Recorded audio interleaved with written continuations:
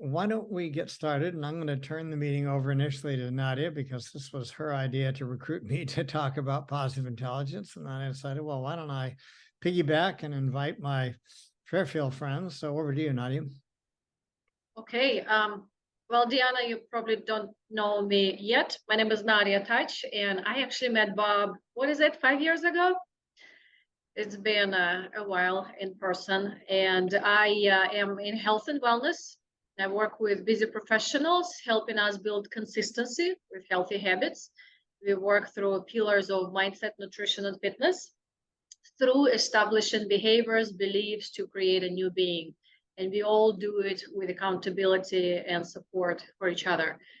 Why I love this program, Positive Intelligence, like in my coaching program, what we do, we kind of look at overall, here's my goals, here's my aspirations, here's my basic foundation, how I treat myself, how I love myself with food, with the fitness, with the thoughts I'm thinking.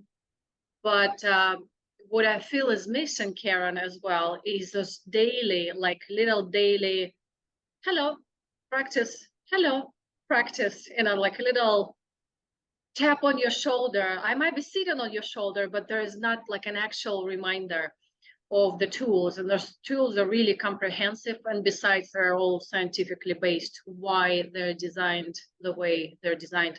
So this program is just such a beautiful wave into what we are doing in our Power Club for building consistency with habits.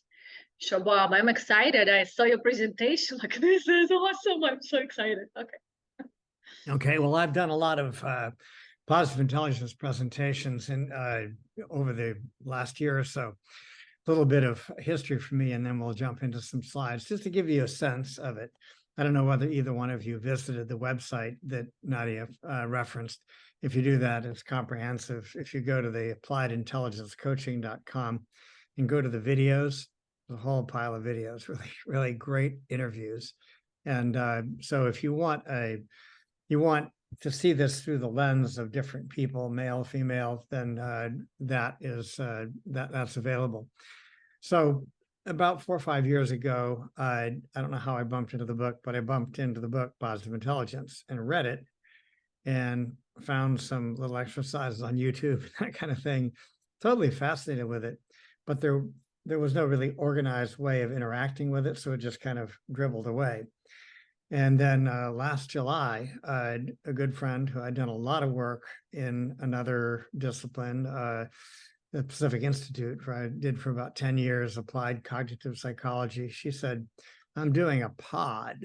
And I go, what's a pod? So, well, it's creative, it's positive intelligence. I said, you mean Shazad Shamin's thing? She goes, yeah. She goes, I'm in. So my little pod was Angela in New York, Karina in London, and 3 ladies in Hong Kong. It was wild. It was really fun. And it really took with me. And I've been practicing TM for 53 years, and it wasn't in bad shape, but there were certain things, little practices, and certain deep understandings that I had superficially, but I did not have at the depth that I did once I really went through this and really engaged with it. So it's made a huge difference. I'd say I was happy and effective before, and I'd say I'm 50% happier and 50% more effective than I was a year ago, which is saying quite a lot. So what I'm going to do, and so I was, I run a large national sales team, and I said, this is something that people really need. We get in our way a lot, and particularly with a business that you have to kind of create on your own, and you have to have a sense of efficacy and communicating with other people. So I started to run my people through it, involved other people. So it's about 50 people or so that I brought through last year, and really uniformly either really good to phenomenally excellent, amazing results in people's lives, really shifting. I mean, your sister was one of them, Karen, who I think really got a lot out of this. Okay, so what we're talking about is mental fitness. In order to be mentally fit, and Diana, the inside joke is that Nadia is my trainer, dear friend, and also trainer. Karen is in a class that we do at 7:15 every morning. And we do cardio and strength training, right? Well, why do we do that? Because I want my body to keep operating at age almost 73. So in the same way, we can develop mental fitness in precisely an analogous way to developing physical fitness. You can't think about becoming physically fit.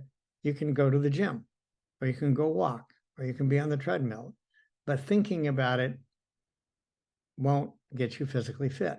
Thinking about our mental state won't get us mentally fit. If we grow 3 core mental muscles to thrive in challenging times, that will get the job done. So, what about mental fitness? What's our definition? Well, our capacity to respond to life's challenges with positive rather than negative mindset. Would everyone agree that that's a good definition? Yes. So, what's the impact? Well, peak performance, peace of mind, and healthy relationships. To my way of thinking, in my worldview, if I can perform at or near my best, I'm in a state of peace and sense of inner well-being, and I have healthy relationships, I'll call that good. I'll call that a good life. So what's the research foundation? Shahzad Shamin has a master's in electrical engineering and done extensive work in coaching and taught at Stanford. And the research basis of this was done at Stanford over a number of years. And positive intelligence draws elements from all of these disciplines, from neuroscience, from cognitive behavioral psychology, from positive psychology, Albert Bandura and all that at Stanford, and performance science. All these come together into a set of practice that Shahzad called positive intelligence. The research included, he's literally coached hundreds and hundreds of CEOs and their executive teams, Stanford students, world-class athletes, 500,000 participants from 50 countries, and he was a big wheel in the Young Presidents Organization. So he's taken a ton of young presidents, organizations, families, and forums through this. And then the book, and if you decide to do this, then you get a free version of the audiobook, which is totally worth it. So let's talk about factor analysis. There are an infinitude of things that impact our mental and physical health. Wouldn't you agree? I mean, there's all kinds of stuff. On the other hand, there's only a certain core strength, physical strengths that you have that impact your body or capacities. And there's only a few core mental processes that give us all of our capabilities, combinations of those things that create all of the thought patterns we have. It's combinations of more fundamental forces in our body that allow us to do anything.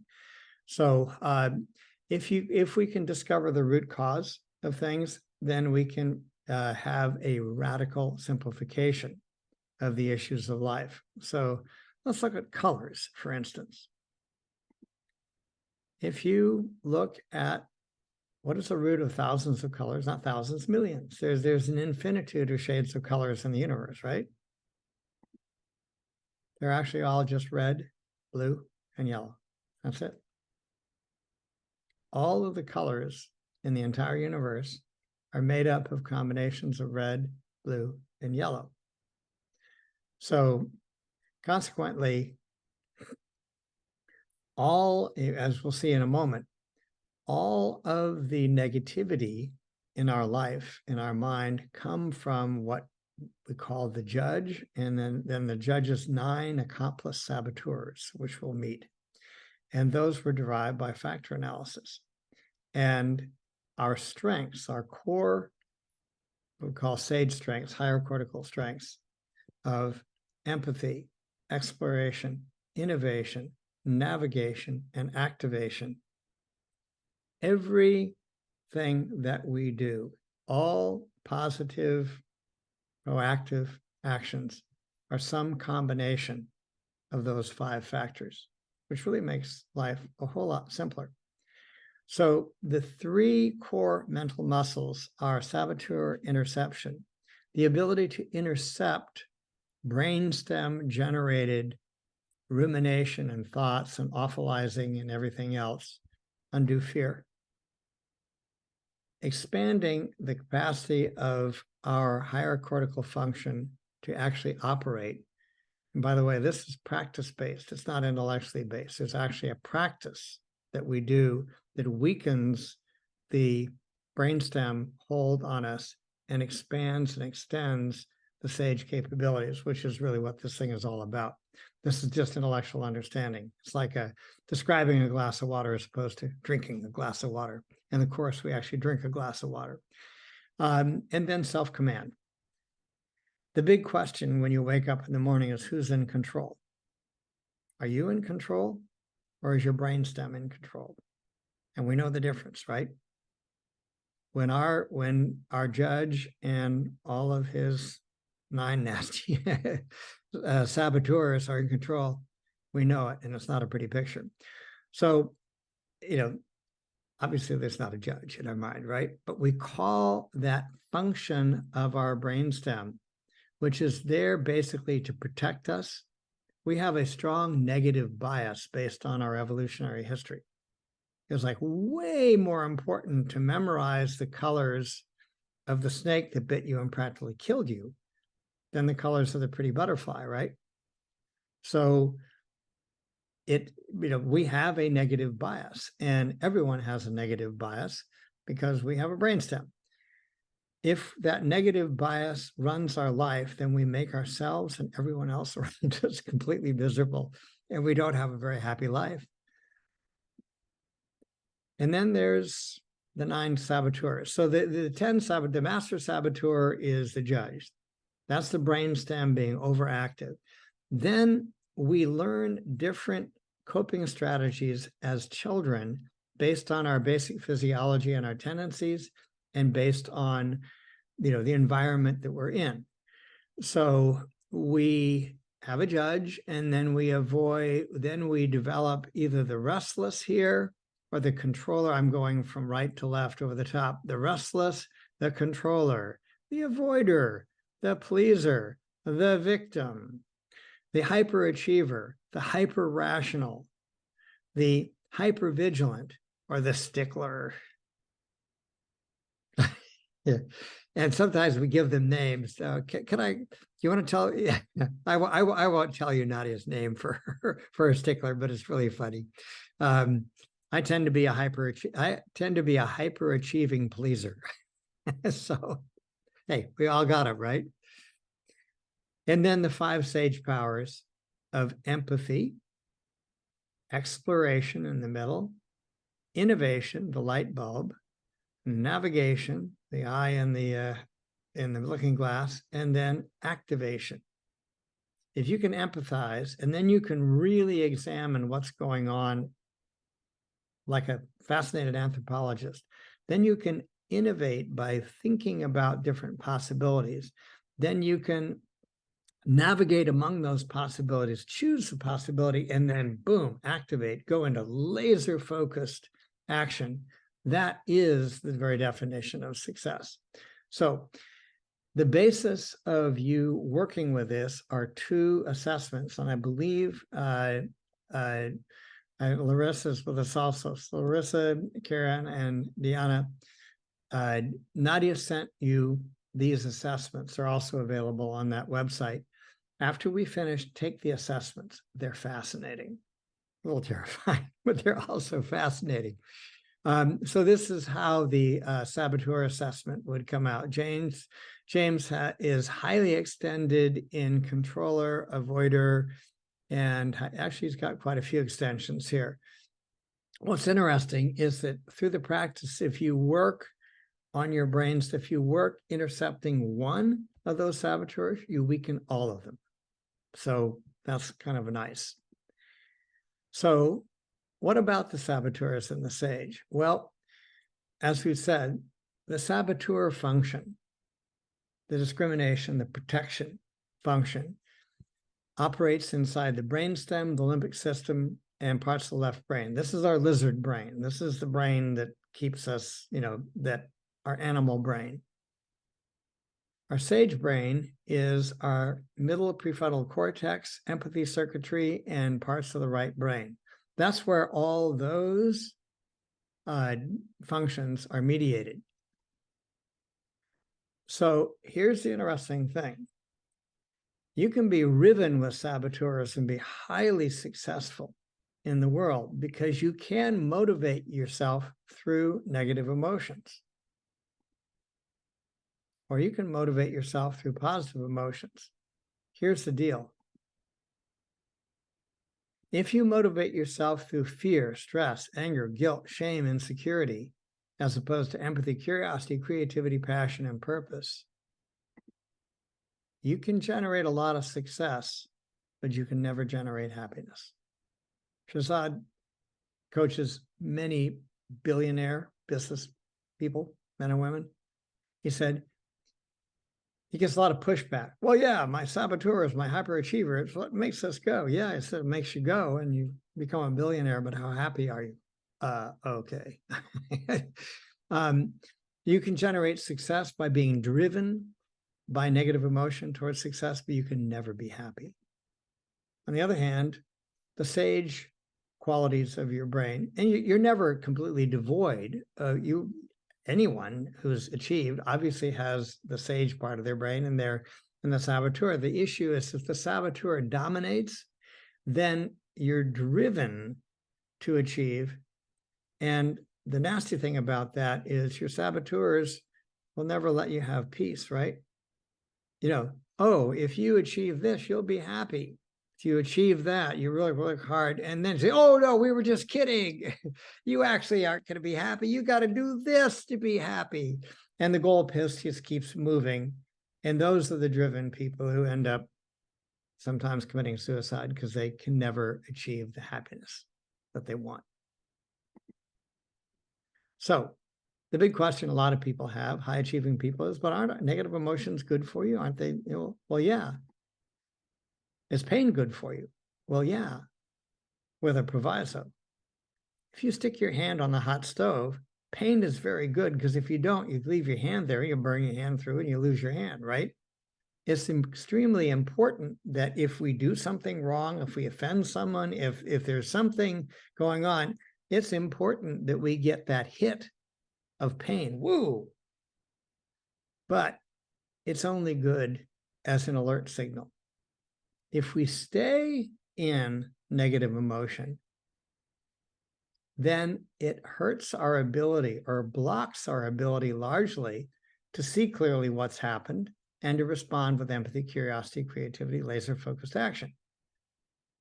If you're in negative emotion for more than a second or two, then that means you're hijacked by your saboteurs and you're going to be operating from that deficit as opposed to the clear vision and empathy and creativity and laser-focused action, which is where all the good stuff actually happens. So the sage lives in the region of our brain associated with positive emotions, peace and calm, clear-headed focus, creativity, big picture, all of that. And that allows us to operate from the sage perspective, which we can talk about later on, which is the sage. This is really one of the fascinating things. This is the intellectual part. The practice part allows us to put the intellectual part together. Have any of you been around someone who the littlest thing becomes a disaster? They just bounce from one disaster to the next, to the next, to the next. We've also been around people who, no matter what happens, they can extract some good from it. The good may or may not come, but the perspective of looking for the good makes all the difference in the world as to whether we're happy or successful or not. So sage perspective, this perspective that's mediated by this part of the brain, is that every outcome or circumstance can be turned into a gift and opportunity. So which perspective is true? The sage perspective or the saboteur perspective? The sage perspective is, this is a gift. whatever it is? The answer is whatever you believe becomes true. So the practice basis of this whole process is something we call PQ reps. They're little brain exercises that can be as simple as rubbing your fingers, and this sounds wild, but rubbing your fingers together with such exquisite attention that you feel the ridges on your fingertips. Now, why would that do anything? It turns out that if you pay attention to somatic signals like this, or even brain signals, thoughts, so sensations in your body, you can't do that with your brainstem. You actually feel the ridges of your finger with the part of your brain where the sage lives. So what's the big deal with this? Well, Shirzad took Stanford students and ran them through an 8-week program where they did these little exercises, brain exercises, for half an hour a day. They did an MRI of their brain before and after. It turns out that 8 weeks of a half an hour of the practice a day made the gray matter in their cortex expand slightly and the gray matter in their brainstem shrink slightly. So there's actually a physiological basis for the sage in your mind becoming more powerful. So this whole thing offers a simple factor analysis driven operating system. So you have, and there's two major things that I've noticed. One, there's a tactical use of this, where if you're in a tough situation, you're feeling negative emotions, you can stop, say, okay, hijacked, I just got hijacked, what do I do? You can do some little quiet PQ reps to quiet the saboteurs and activate the sage. You can assume the sage perspective. You can literally say, okay, this looks really, really bad. What's the gift in this? Whether you find the gift or not, the gift is actually asking the question, is where is the gift? And oftentimes you'll find it, or you'll just come to peace with it and say, okay, nothing I do about that, and you move on. So, we generate the gift by using the sage powers, or we come to peace with it and move on. So the question, is it really possible to just shift from saboteur to sage, even in tough circumstances, even in a difficult emotional circumstance? It is, but the speed and shift depends on your mental strength. So if you're very strong, you can lift heavy weights. If you're not very strong, you can lift light weights. If you want to lift heavier weights, you got to get stronger. So the program is 20% insight. It's really important. It's really important to understand the sage perspective. It's really important to understand you got a brainstem and it's going to assault you on a regular basis. It's also important to understand you've got the sage perspective. It's important to understand you can take the sage perspective of anything can be turned into a gift and opportunity. The gal whose daughter was killed by a drunk driver. What's good about that? 3 days later, she founded Mothers Against Drunk Driving, which has saved millions of lives. It didn't bring her daughter back, but it brought something valuable from that horrific situation. So 80% of the reason you should, or 80% of the practice is actual practice. Actually going to the PQ gym, exactly the way we go into the mat and open up Zoom and see Nadia and she brings us through our paces. The same thing you'll be doing here. So we're done, 15 minutes a day, 6 to 8 weeks. Now, 6-week program is an intensive program. It says, you can't defeat a gang of 10 bandits by sending one new fighter per day for 100 days. You need to concentrate your forces, get some momentum, and get the results.